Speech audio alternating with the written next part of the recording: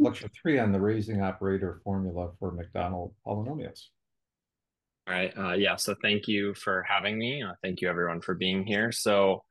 Yeah, today I hope to conclude, at least like, or put a good stopping point on this story for raising operator formula for Macdonald polynomials. What is a Macdonald polynomial? Well, last time we introduced it via this Hagelin-Heyman-Lohr formula, where we took a sort of partition or column diagram that rearranges to the conjugate partition, and we summed it over various LLT polynomials with a QT monomial statistic in front of each one.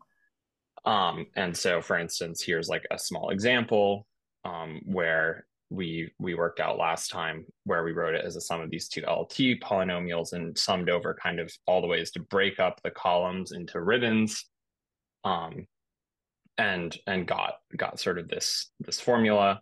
Um, as a reminder, we also last time talked about LLT polynomials named after Lescaut, Leclerc, and Thibon, which are just given by a sort of weight generating function for semi-standard Young tableau on these tuples of skew shapes that are aligned in the plane, um, with some Q statistic given by counting so-called attacking inversions. And just sort of as a reminder, here's sort of an example of what that kind of computation looks like. Okay.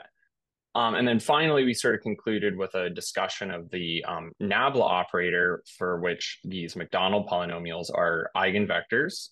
So you apply nabla to a Macdonald polynomial and you just get some QT monomial eigenvalue on this Macdonald polynomial. And so then you can extend that to any symmetric function because the Macdonald polynomials form a basis of the symmetric functions. And we sort of talked last time about how nabla on certain other symmetric functions besides Macdonald polynomials are interesting. Okay, so then today I'd like to start with discussing a raising operator formula actually for nabla on any LLT polynomial, or well, in this case, we'll do any LLT polynomial of the form that shows up in the Hagelin-Heyman-Lohr formula. So an LLT polynomial indexed by a tuple of ribbons. Let's start then with a definition. So let's see. If I am given some integer vector, say gamma of length L, and so in the first lecture we discussed this concept of root ideals, which I'll sort of remind you of in an example, but we'll take three of them: R sub q, R sub t, and R sub qt, which are subsets of the positive roots for GLL. Okay, then a cattle animal is just given by an expression of the following form. So we write, it depends on all of this data, RQ, RT, RQT, and gamma. And it is defined to be, so we have our polynomial part operation applied to our Weyl symmetrization of, we take the monomial Z gamma, right? So Z1 gamma 1 up through ZL gamma L. And then we take a product over all the roots in the QT root ideal, and we have 1 minus QT ZI over ZJ. And then in the denominator, we have some more terms. So we have the roots in what we call the Q root ideal, 1 minus Q ZI ZJ, and the roots in the T root ideal, 1 minus T ZI over ZJ. Okay, and we talked about some expressions like this last, or maybe two times ago, but we're thinking about these denominator terms as really geometric series. So we expand all of these things out as geometric series, and while you get some sort of long infinite sum of GLL characters, once you symmetrize, this polynomial part operation is going to kill all but finitely many of them. So we don't need to worry. We get an honest symmetric function. And so a sort of theme across these papers that when Jim introduced me the first day, or for the first talk, he mentioned there's a series of papers. This idea of a catalanimal is sort of a unifying tool that we use, and so sort of our motivation for most of these things, at least for me, started with just asking like, could we come up with um, expressions of this form for like various kinds of symmetric functions? And as a special case, you might notice that like we get the Hall-Littlewood formula of Shimazona-Wayman that we talked about in the first lecture. And we'll sort of see that come up again. So what we want to do for the sake of this discussion is we want, right, like a choice of these ideals and an integer vector weight so that if we take nabla on any of these, HHL style LLTs, we can describe it as, well, up to some monomial in Q and T. We can describe it in some sort of catalanimal style formula like this.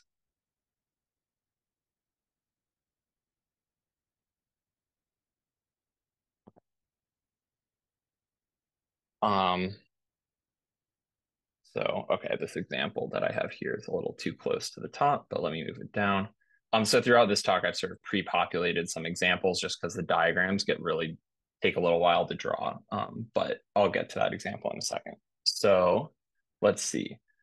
So let's actually define some root ideals that will be the relevant ones. So for any choice of beta with non-negative, or sorry, with positive entries, let's define the following root ideals.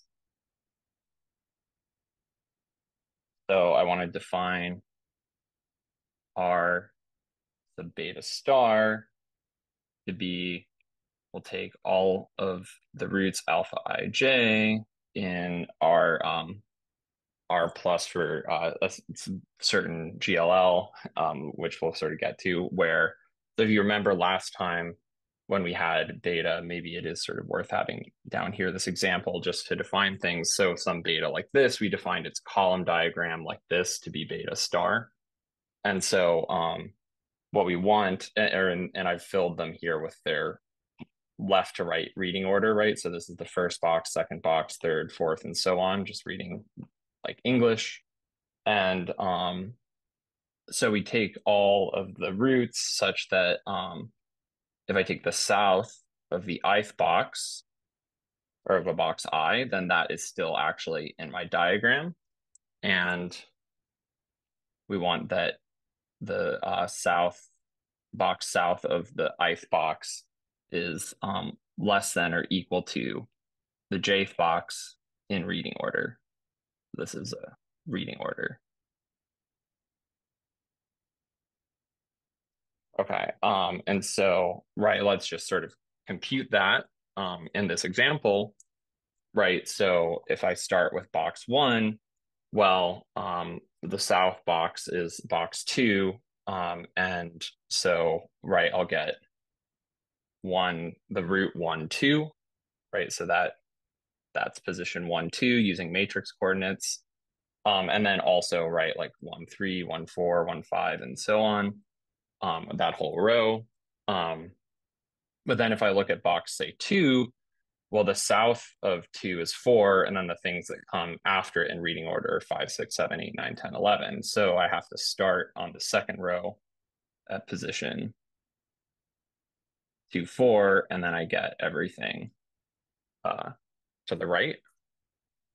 And so you can sort of see, in some ways this definition is more complicated looking than what you actually need to do to just draw these ideals. Is I just need to look at basically every vertical domino pair in this diagram and put in the corresponding root. So, right, 3, 5 is like the next vertical domino. So that's 3, 5, 4, 6, and then I have 5, 8, 6, 9, and 7, 10.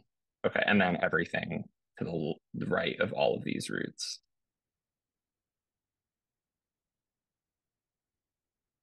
And so on. Well, these are all filled in. Okay. So yeah, this is my sort of diagram for an example simultaneously with r beta star. Okay. So right, we can really just read off these roots from this column diagram relatively easily. And then I want to define a second root ideal, r beta star hat, where I'm going to have all the same conditions up to here. But then at this last bit, I'm going to say that the south of beta I is strictly less than beta j in reading order.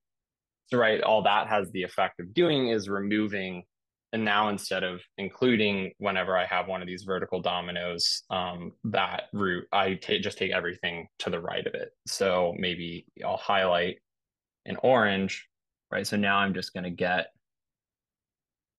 basically exclude this first root in all these rows in this instance, or like that.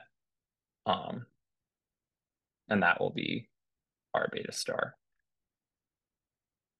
Okay. And okay, so are there any questions about this construction? Maybe like at some level, it's not so important that one be able to reconstruct this, but just to realize that it sort of can be drawn out combinatorially from the diagram and doesn't really involve anything too sophisticated to do that. Okay.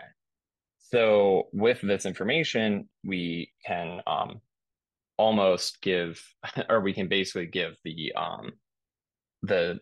cattle animal now for these nabla on an LLT type things.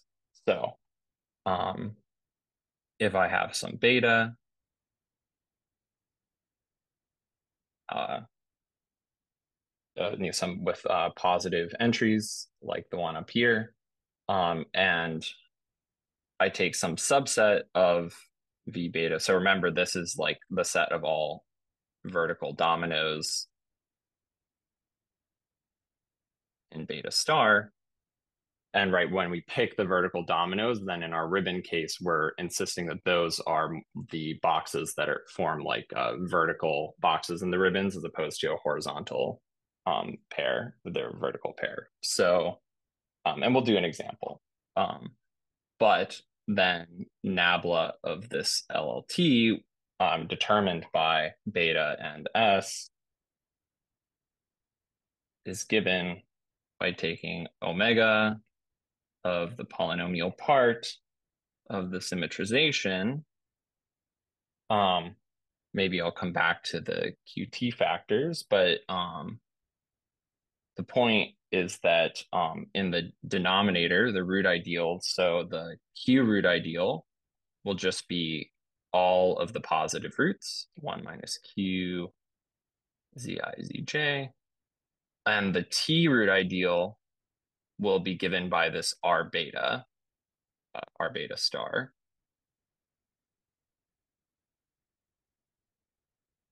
Okay. And then the QT root ideal will be given by R beta star hat.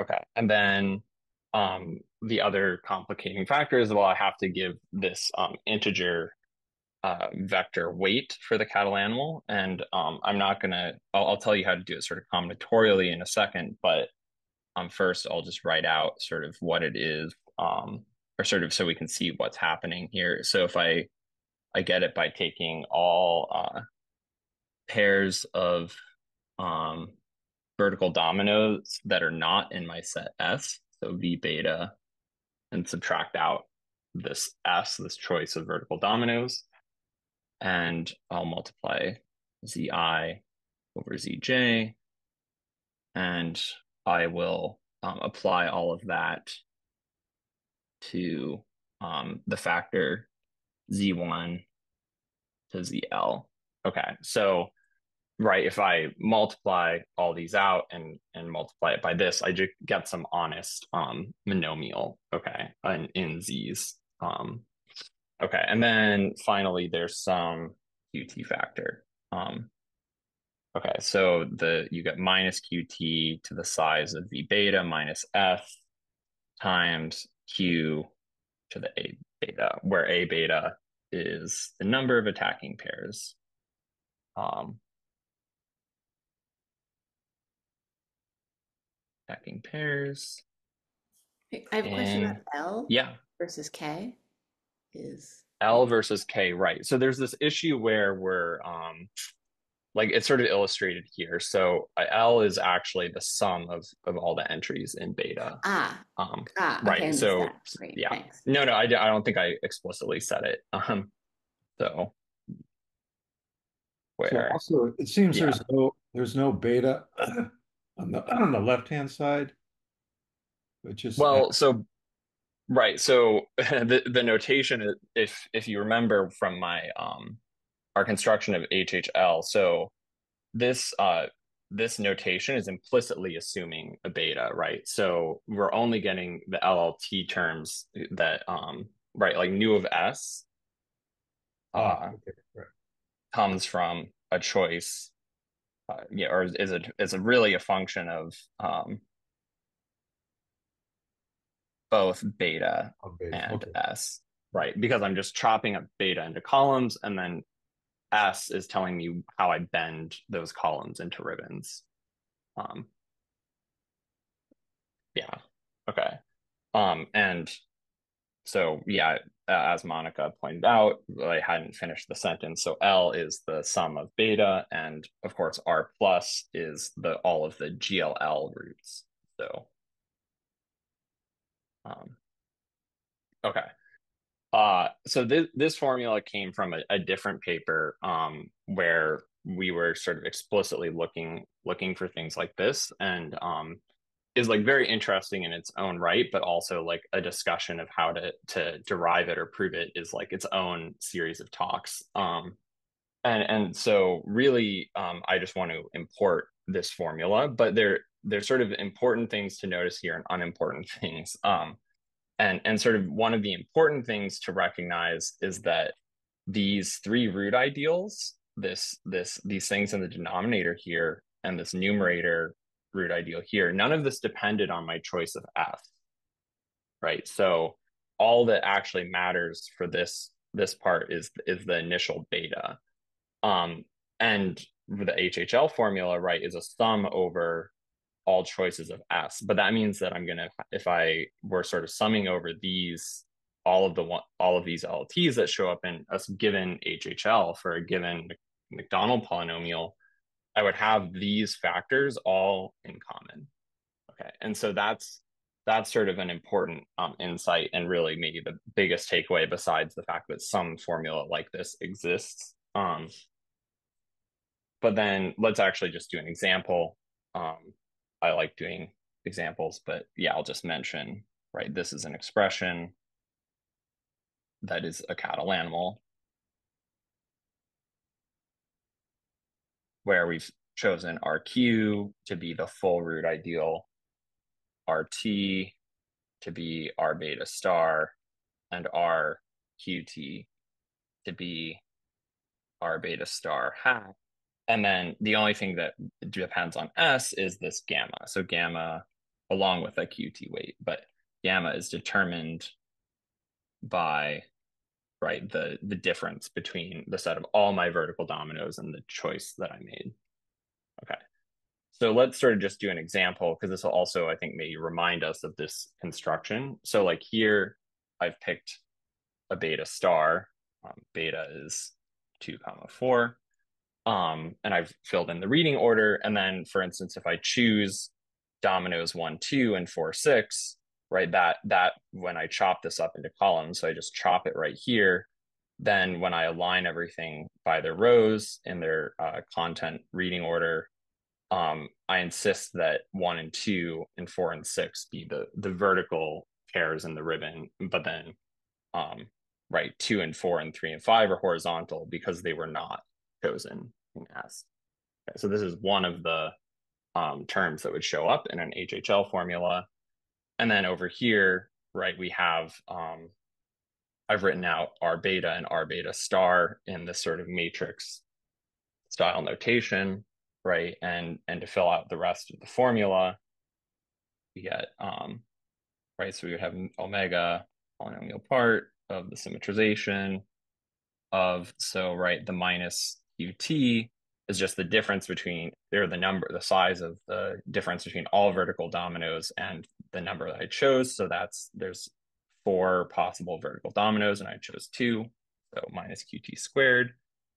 And then q to the 4th, or I get, yeah, the number of attacking pairs in beta, which if I just run, so the number of attacking pairs, even though it's defined for tuples of ribbons because of the way I've chosen to align all the boxes, no matter what S I pick, I have the same number of attacking pairs. So I should have 2 and 3, 3 and 4, 4 and 5, 5 and 6. So that's 4 attacking pairs. And then, right, so the monomial weight that I have on my cattle animal, right, I had chosen, so I'll have, right, length 6, so L is 6. And then, right, I get sort of I add 1 and subtract 1, or, so I've defined before alpha ij is epsilon I minus epsilon j, for these being the indicator vectors, or the coordinate vectors. Right, so then this is alpha. If I read off the formula, I get alpha 2, 4 plus alpha 3, 5. Right, because I'm going over, I'm adding I and subtracting j for ij being not in my choice S. Okay, so the vertical dominoes that aren't in here, or the dominoes that aren't in here, are 2, 4 and 3, 5. So that's why I add those. And then, right, maybe I won't write out the whole formal expression, right? But these root ideal terms are just determined already by that picture that I drew up there. So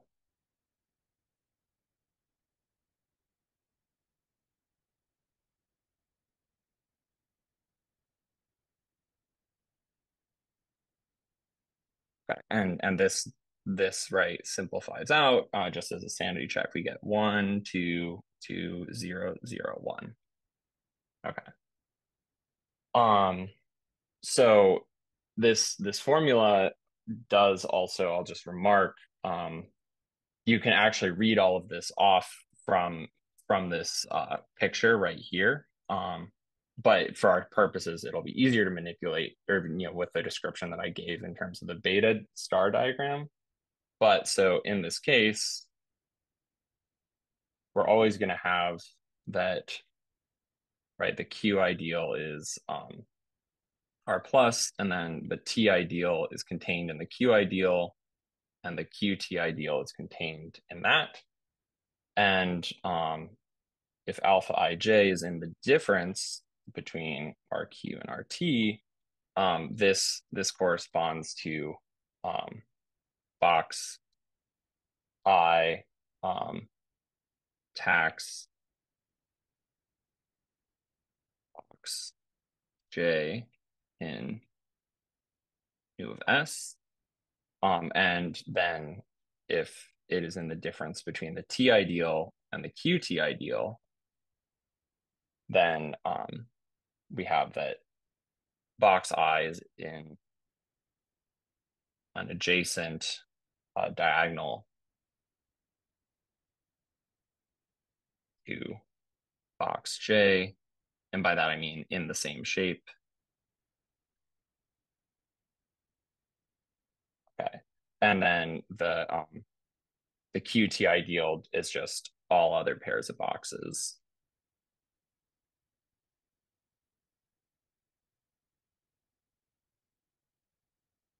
Okay.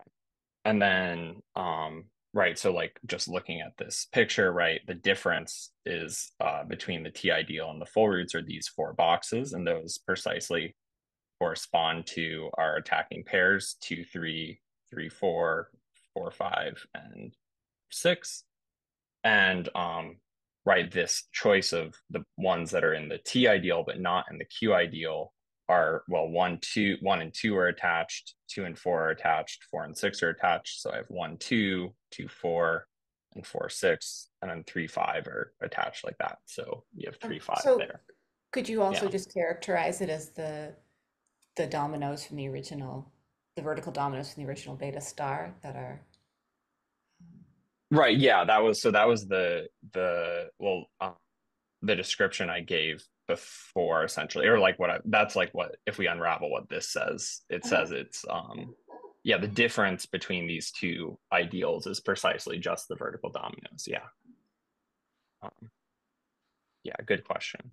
Right. So there's a lot of like sort of combinatorial yoga going on, where we can move back and forth between different ways of reading this thing off. And then finally, I just want to point out that this choice of gamma can also sort of just be read off kind of in a straightforward way. So it actually comes from filling each box in nu sub s by, we can do 1 plus asking the question of if it is the start of a row. And so if it is a row start, we add 1. And if it's not, we add 0. And then subtracting off, asking ourselves, is it the end of a row or not? So yeah, here's this example. So in the same example up here, right, I go through and like this box, so I get 1, and then I get +1 because it is the start of a row in a shape, but it's also the end of a row. So -1, I get 1. But then this box, right, we get 1 plus 1 because it's the start of a row, but then -0 because it's not the end of a row. And sort of here, similarly, 1 plus 0 because it's not the start of a row, but it is the end of a row. So 1 minus 1 is 0, and so on. And then if you fill it in using these rules and then you read it off in by the diagonal content reading order, we get 1, 2, 2, or sorry, 1, 2, 2, 0, 0, 1. And that's the same gamma that we computed up here. So that's sort of just a nice way to combinatorialize that gamma. Okay. So are there any other questions about this the sort of combinatorics for this cattle animal? I know it's sort of a lot to throw at you at once. Do you get ribbon LLTs or every LLTs? So in fact, you can get every LLT using a similar type of combinatorics Okay. to this remark, but for the sake of simplicity, I've only Okay. given the ribbons. Yeah, um, since that's all we'll need for the Macdonald formula. Okay, so then I guess we're ready to start actually doing the Macdonald formula. So finally, the title of the talk: a raising operator formula for Macdonald polynomials. So first, recall, right? So we have this beautiful formula given to us by Jim and Mark and Laure, and then so this is sort of a very great starting point because now we have something. Well, we have something we can say about these LLTs, but notice, right? This formula I gave up there was for nabla on an LLT, not for um, LLTs. But so, okay, let's just apply nabla to both sides. Um, right, and sort of by construction, right, on the left-hand side, well, the Macdonald polynomial is just an eigenvector. So we're just going to get a monomial, QT monomial weight on the left-hand side. And on the right-hand side, right, well, maybe we'll just get the same thing, but now, right, with a nabla applied to each LLT because it's a linear operator. Okay. Right, but sort of the key insight, the crux of all of this is that, well, we have a cattle animal for each of these. And as I mentioned, they all have the same root ideal structure, RQ, RT, and RQT. So in that nasty formula, or what you might think of as nasty if it's new to you, I think it's beautiful. But these factors, a lot of this formula, it's the same across every single summand in this sum. So that's going to allow us to simplify things considerably, right? So if I actually write out what's going on here, so right, this is omega polynomial part of sigma applied to. So we have our same sort of sum here. I can pull all of that into my symmetrization because it's just like a QT monomial and it won't affect anything. Do that. And then I have to multiply. Now let's actually expand out that cattle animal formula. So I have minus QT to the size of V beta minus S, Q to A beta, and then right product over the choice of well, the dominoes that I didn't pick, V beta minus S, DI over ZJ. And then I have the part that's in common across all of them. So maybe I'll sort of bracket that part is what's changing. And then this whole factor is the same across everything.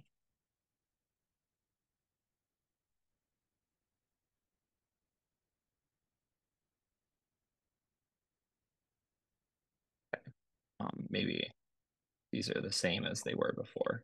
It's not so important what they are. Okay.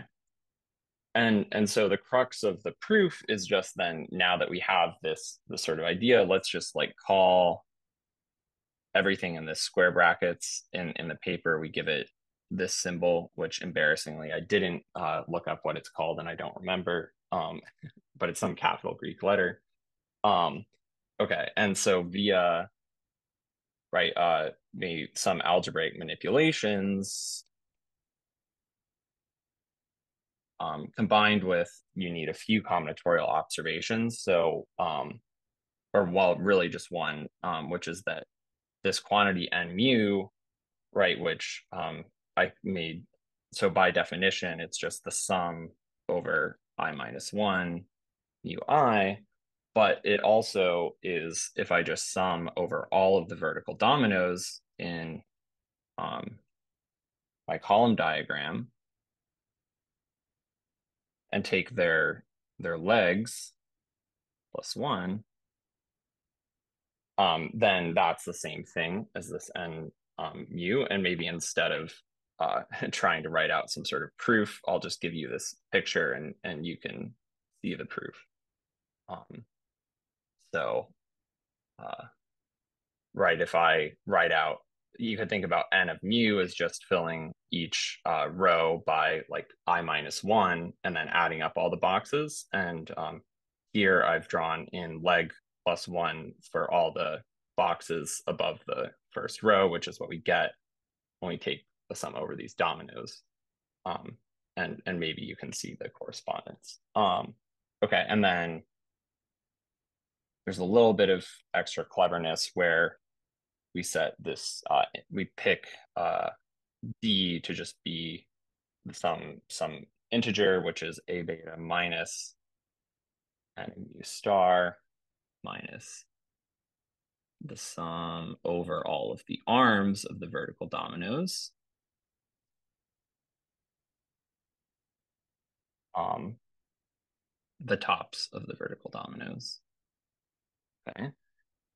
And so when you combine these observations, do a little bit of just algebraic manipulation, you get that this bracketed quantity is equal to q the n mu star plus d for this sort of number d to the n of mu, and then you get a product over beta I, beta j in over, so this is all the vertical dominoes, of 1 minus q to the arm beta I plus 1 d to the minus leg beta I. Oops, let me give myself a little more space there. Times zi over zj. Okay. And so what's nice is that this is looking like now kind of a nice product of these sort of root ideal type factors that I was seeing in my LLT world up there. Okay, and then Can you just you do a remind me little. what mu Oh yeah, star is? yeah. Compared to Mu star is just the transpose partition. Ah, okay, great. Thanks. Yeah, yeah.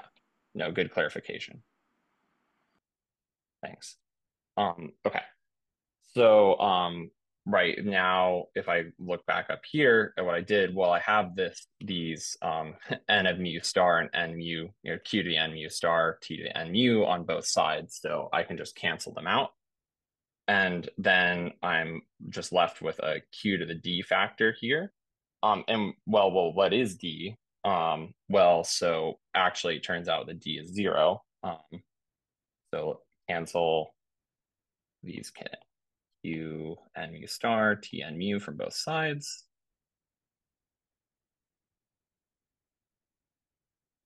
Okay, and we observe that d is actually equal to 0 by, so this is a little bit of, maybe a cheat depending on how you like to think, but we examine the coefficient of the Schur function indexed by a column on both sides. And well, we know that the coefficient of S1 to the L for every Macdonald polynomial has to be 1, just by virtue of the HHL formula, or sort of your favorite definition of Macdonald polynomials. You can work that out. And on this this raising operator side, right, like we know we have this sort of like equality, but when I work out sort of what the construction of these things, if you remember way back in the first talk, I sort of talked about how we can read off this triangularity relatively straightforwardly because of the way the raising operators, these zi over zj terms, are acting on something like 1, 1, 1, 1, 1. So this z1 to the L is going to symmetrize to an s1 to the L, and any other weights that I get are going to, based on this simplification, have some sort of qt factors on them. But we know that we can't have anything like that.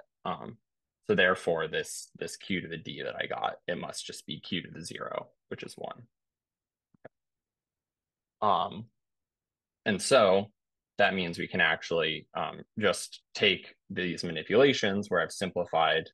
So all I've done is taken the HHL, applied nabla, expanded in terms of our Catalanimal formula, which for LLTs, which we know to be true by a different paper, and then simplifying the summation into sort of a nice sort of root ideal product that looks like this.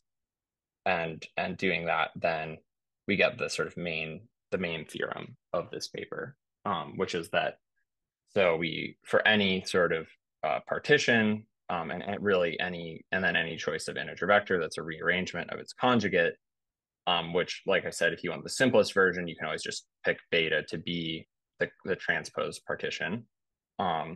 Then you got this formula. And so what I hope that we've seen sort of through all this analysis is that you can sort of see what's happening is that I'm going to annotate this theorem a little bit, right? This is coming. This is the HHL terms basically, or sort of the HHL sum here. This factor of things, and this is coming from the structure, sort of the shared structure of the LLT cattle animals.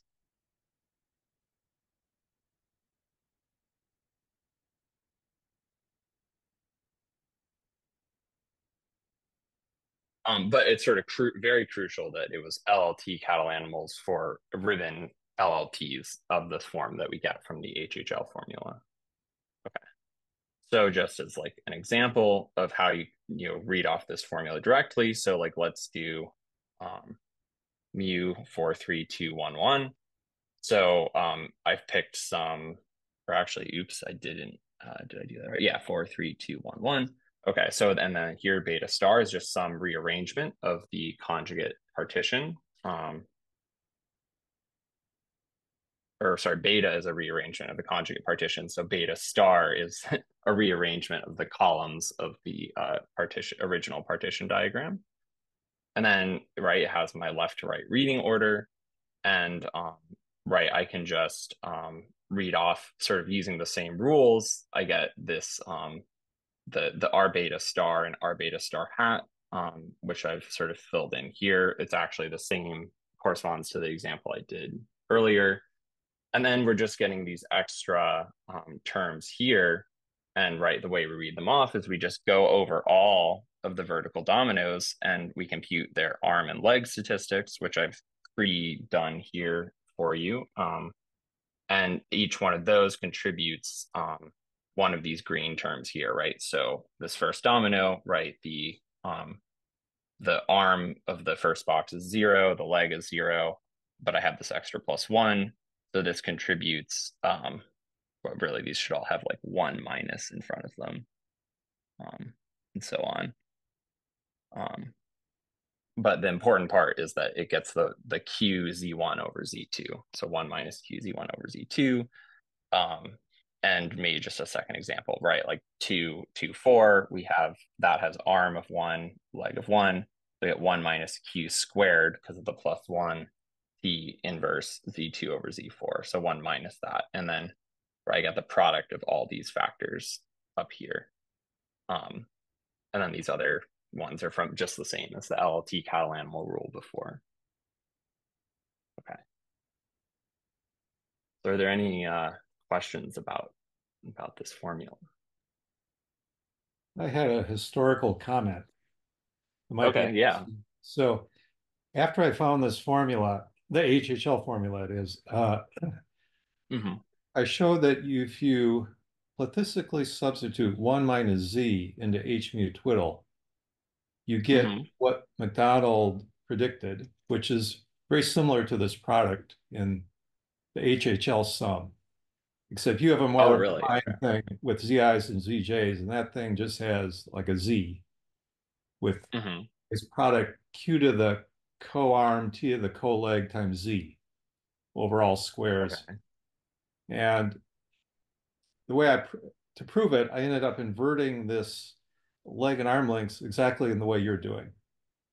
Okay. So so that's like a combinatorially realizable special case of what you have here. Interesting. Okay. I wasn't aware of that, so yeah, I'll have to look at that. Yeah, cool. So Any other? Yeah, so I'm a bit confused. So we have an HHL formula for rearrangements, right? Like beta. So you used it to prove this result, or you can just, I mean, well, what I was, well, maybe I'll say just that, right? Like this is actually many formulas for a given Macdonald polynomial, one for every column rearrangement. Yeah. So can you prove it directly, comparing like what do you mean by directly? like I mean, can you prove like two formulas are the same? Oh, I see what you're saying. Yeah, like, yeah, so if I wrote down one of these expressions and another one of the expressions, they might look different. And the question is, can I just do some manipulations to move between them? And the answer is sometimes. Okay. So yeah. In certain special cases, like hooks, we can do sort of straightforward manipulations using some type sort of, I mean, we haven't written this down anywhere, but there's other papers where people work with sort of Catalanimal style things, like specifically Jennifer, Jonah, Anna, and Daniel Summers have some papers on Catalan functions where the name Catalanimal kind of comes from. And they have rules for trying to manipulate these sorts of expressions and move, like take something like this and move to another one that looks like that. And some of their rules sort of apply, or slightly upgraded rules apply, that allow you to massage one of these formulas into another one. But it doesn't work, or at least we don't know how to do it in all such cases. Yeah. Because like not about this, but like comparing HHL formula in the paper of Seungjin, Donghyun, and myself, we construct a bijection between different kinds of HHL formula. So I was just wondering. Yeah. No, it would be interesting to be able to do it in all. Okay. Yeah. Yeah, and actually just building on Jason's question. So you believe for different rearrangement beta that that those expressions are equal, that like doing the polynomial truncation isn't like they're equal before you do the polynomial truncation. Oh, that's a good point. Or do you think it's only after? I'm not sure. I don't remember offhand. Some types of manipulations work prior to polynomial truncation, and some require that you do it. And I don't remember offhand like which. Yeah. So I have a question. This is sort of a more vague conceptual question. So you have you're basically saying there's a whole class of betas that gives you the same expression. Does that correspond to some kind of equivalence class, or some module, and this is the sort of like encoding a character for that module? I mean, I guess it's odd because, right, like algebraically, each of these equations, like after I've applied like all of these operators over here, are going to give me the same symmetric function, which makes it hard to like distinguish it, I think, at the level of like SN modules. But perhaps like people who are better at this kind of stuff than I am might be able to somehow like give meaning directly to the thing inside the symmetrization or prior to the polynomial part. Which, I mean, I guess you could do with some sort of like non-polynomial GLL type thing. And maybe have some sort of like thing like that. But yeah, that's very vague, and I think like I don't know basically the answer to that.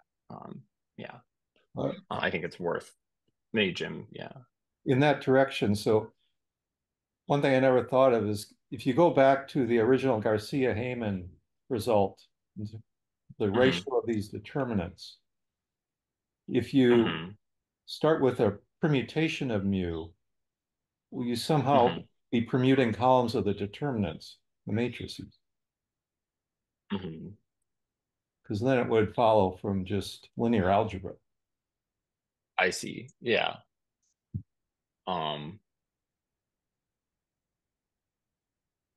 Right. I mean, I guess like for me, the thing is I don't necessarily view this like, or I don't know how to like view this in light of the Garcia-Heyman modules like directly. Yeah. Oh yeah. I see. Never mind. Yeah. I'm just intrigued by the fact that this works for any rearrangement of mu star. That seems astonishing to me.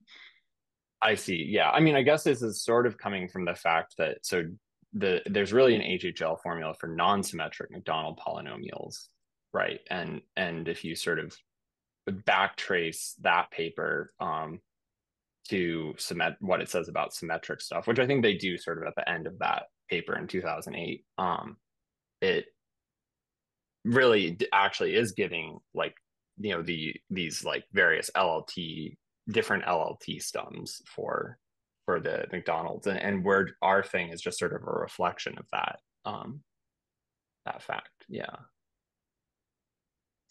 So yeah, potentially there's, oh, go ahead.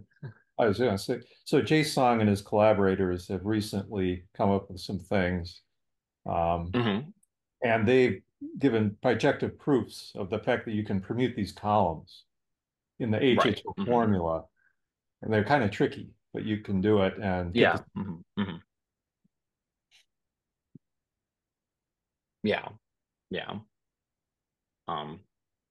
Yeah, I mean, so I think it's sort of an area of active interest, yeah, especially because of Jay Song and his collaborators, yeah, papers on this stuff.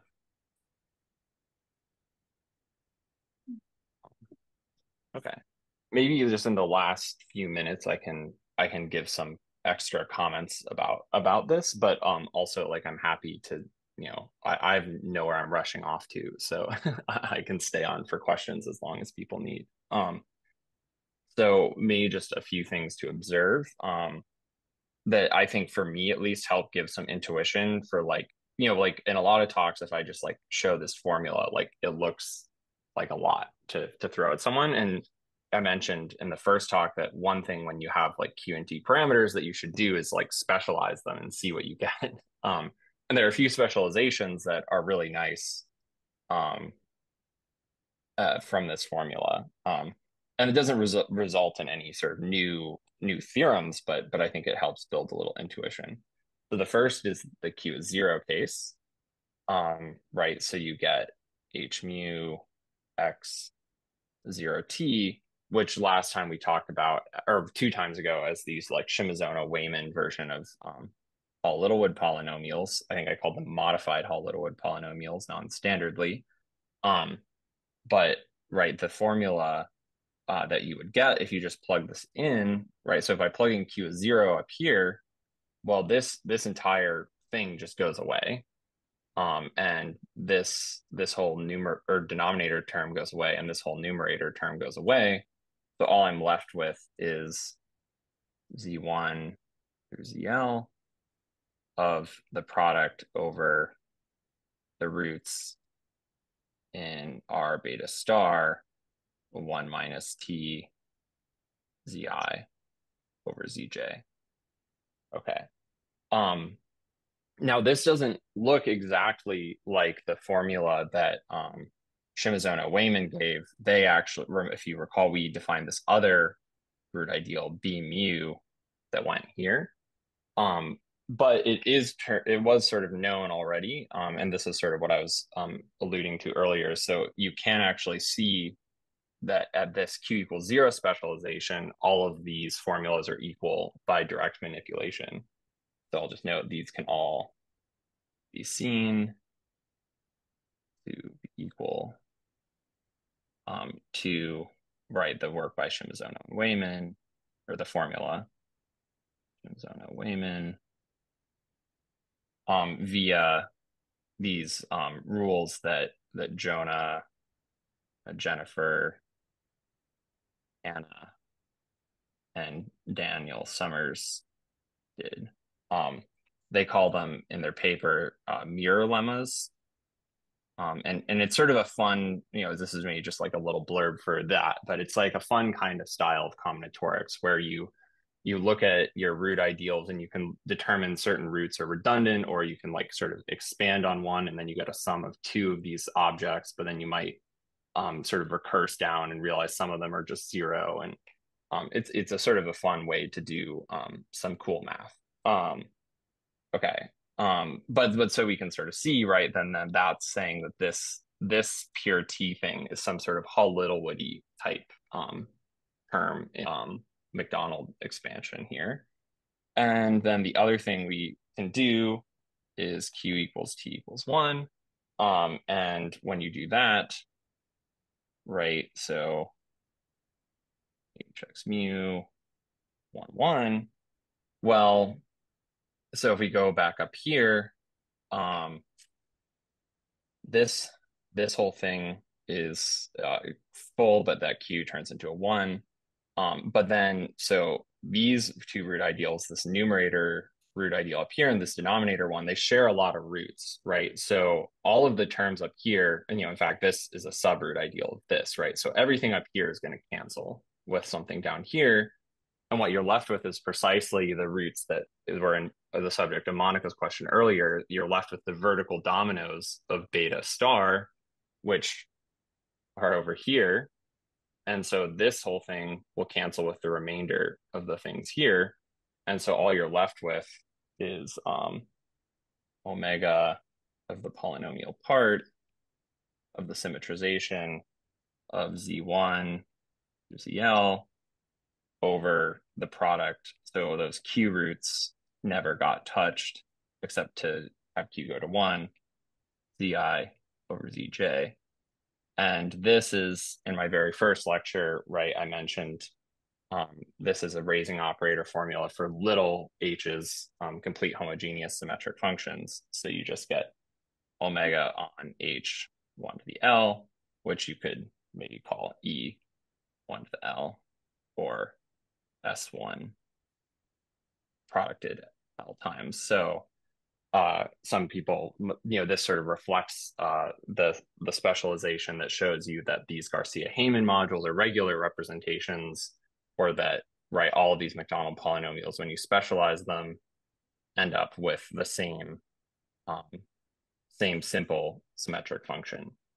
So that's also sort of reflecting, I like to think about the fact that really these things kind of pair with these things up here and are a counterweight to these ones down here. But when you specialize Q and T both equal to 1, they all sort of cancel each other out. Okay. And so, yeah, I have maybe 1 minute left. And so one final thing I want to say is I hope that, I spent a lot of time sort of getting into the technicalities of these operators at the beginning of the talk, and argue that it was sort of superior to look at these things as opposed to Macdonald's notation using these, what he called raising operators. And one sort of reason for doing that is because it exposes the fact that this polynomial part operation is killing things.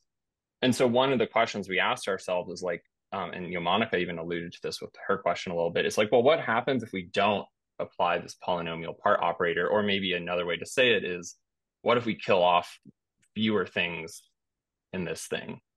And so one way you can implement that is you could just take this Z1 through ZL and raise it to some high power, or higher and higher powers. And then that will lead to exposing more terms that are not killed by your polynomial part operator. And so we sort of conjecture that when you do this, so if you take any positive greater than 1 power of this and expose more of this whole GLL character series, then after you apply that polynomial part, this whole thing is sure positive. So another way to say that would be to say that this whole infinite series is positive in terms of irreducible GLL characters. And that's some sort of potential generalization of Macdonald positivity, which, I don't know, spurred a lot of very interesting and beautiful mathematics. And so I hope that this conjecture might do that as well. So thank you. Looks like our speaker. Any questions for George? All right, so just kind of a very broad question. Just the classical Weil character formula, there's a way to interpret that analytically in terms of integrating characters over a torus. You have this kind of vast generalization in the form of your cattle animals. Is there a way of interpreting these things in terms of some kind of integrals? Not that I'm aware of. That would be really cool. But yeah, I guess like to start with, you would want, so like we didn't invent these out of nothing, right? Like this work things, people like Shimizuno Wayman has been around for a while. And so like a natural starting point, I guess, would be to ask if you could take these Hall-Littlewood polynomial type formulas and even interpret those as some kind of integral sort of, even that by itself, I think would be quite interesting. But also that machinery has been around for a while. And in terms of that, all we've done is sort of presented maybe a slightly more combinatorial way to look at it. Yeah. Also, And nice shirt, Brendan. oh yeah, thanks. Old Town Tavern. It's have you been there in Ann Yeah, Arbor many yet? times. Okay, Many yeah, times. that's good. Yeah, no, I love their fish and chips. Yeah. So I guess another question. So you presented at the end this conjectural generalization of Macdonald positivity. Mhm. Is there a corresponding conjectural generalization of LLT positivity that you could formulate? Ooh, no. Well, not really, no. So this yeah, is something that I sort of conveniently brushed under the rug. But if you go, let's go back here. Um, right, like we studied this nabla on an LLT, but nabla on an LLT in general is not sure positive already. Um, Hmm. Okay. so and in fact, we suspect that the only reason that maybe things like this weren't discovered more quickly is because people applied nabla on their computers to LLTs and saw that they weren't sure positive and said, oh, well, this isn't interesting, and kind of moved on with their lives. And so, yeah, we really don't have some sort of generalization of LLT positivity, or even, it's sort of, yeah, well, yeah, I would say just in general that we don't. Okay. Yeah, not even sure what it might look like. So, and in that regard, you don't have like a HHL formula with that parameter n, the monomial expansion. Right. Well, what you can do is right. You get sort of yeah. The short answer is no. Like, because if you try to push through what our methods are, right, you would just also have this to the power n here.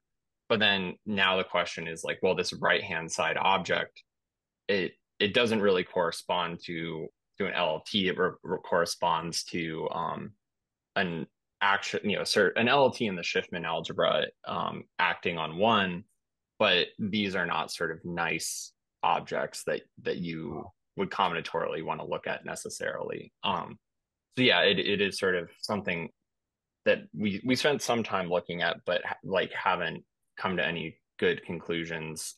It seems harder than we would have anticipated to directly try to come up with some sort of yeah, like it would be nice to say, okay, this is some kind of symmetric function. Let's just try to expand it directly in terms of LLT polynomials. And even sort of like just doing this on the computer, it's gotten, it gets quite hard, and we haven't really been able to get anything nice out of it. Yeah. But I do think I have faith. Jonah says it's part of being part of a cult, but somehow I think that there should be an HHL expansion for these things. We just haven't found it yet. Yeah. Yeah, So I Monica. think based on just what you just said, I think the answer to my question is going to be sort of more negative, but just this is thinking from the point of view of you're uncovering more terms and kind of like a Mm-hmm. polynomial truncation versus like GLSL. When you do Mm-hmm. look at the Schur expansion and you increase n, I'm curious about what new partitions you're seeing, and Mm-hmm. are they mostly just, oh, add a column of length L to something you saw before, which would be like, oh, okay, that's, a GLSL thing versus Mm-hmm. like you're really getting new and interesting No, you're shapes. good. Yeah, Or- yeah, you're getting non-trivial things. So, I mean, right, if you sort of try to look at a priori, like what this Schur expansion should be, or like from the formula, like it is true, like you'll start with now like Sn to the L, plus a bunch of things that are just, adding columns to your shapes. But you can get things that I think go all the way up to like Sn times L. Right. So with Q, some big Qt powers, maybe not even a monomial. I don't remember at this point, but um, yeah. And I mean, you can just you can work that out even just like ignoring most of the terms and just sort of, these are geometric series, so you kind of have a lot of freedom to get various sures. And I mean, you then have to make sure that you're going to get a lot of cancellation in this formula, so it's non-trivial to work out, but you do get terms that then if you know that you wouldn't expect from a just the usual Macdonald's. Yeah.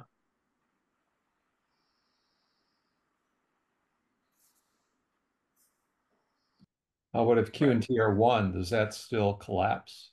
Yeah, then it'll collapse to right, like n to the L, or like, Okay. you know, n L times. Yeah. And you just do exactly the same process when you specialize everything.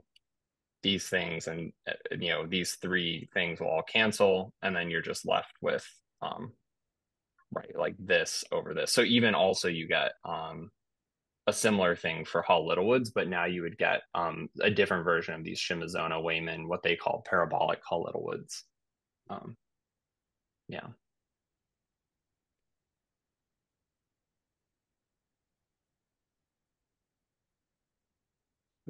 Any other questions? Let's thank George again then. All right, thank you.